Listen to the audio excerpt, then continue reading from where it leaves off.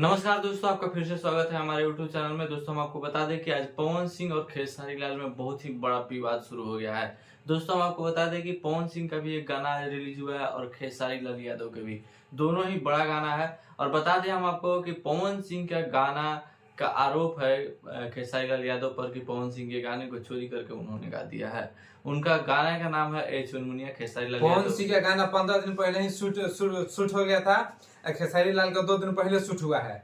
पवन सिंह का गाना रिलीज हुआ है 5:15 में, उसके 1 घंटे बाद खेसारी लाल का गाना रिलीज हुआ है। ऐसे पवन सिंह का गाना रिलीज होने वाला था कल यानी 6 तारीख को, लेकिन जल्दबाजी में रिलीज किया गया है क्योंकि उनको पता चल गया था कि हमारा गाना लीक हो चुका है और उसे खेसारी लाल यादव ने गाना गा दिया है। बता दें कि 15 दिन पहले ही पवन सिंह के गाने को शूट कर लिया गया था और खेसारी लाल यादव को माही मनीषा के साथ शूट किया गया है मात्र 2 दिन पहले, जब स्टेज शो था उसी टाइम पर शूट किया गया है दोस्तों।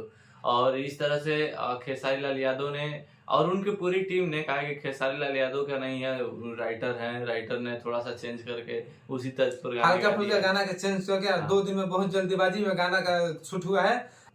तो दोस्तों, आपको क्या कहना है इसके बारे में? कौन है बड़ा चोर? आप कहिए, ठीक है, कमेंट करके अवश्य बताइए। और पवन सिंह का गाना या खेसारी लाल का गाना, दोनों में से कौन बढ़िया है? बता दें कि 6 घंटा पहले पवन सिंह का गाना रिलीज हुआ था जिस पर 7 लाख से ज्यादा अभी व्यूज है। खेसारी लाल का 6 लाख व्यूज है अभी।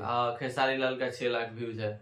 तो 1 घंटे का फर्क है दोनों में और दोनों ही गाने अच्छा चल रहे हैं। तो आपको कौन सा गाना बढ़िया लगा कमेंट कर बस बताइएगा। वीडियो अच्छी लगी हो चैनल को सब्सक्राइब कीजिए, वीडियो को लाइक कीजिए। मिलते हैं अगले वीडियो में, तब तक के लिए जय हिंद जय भारत।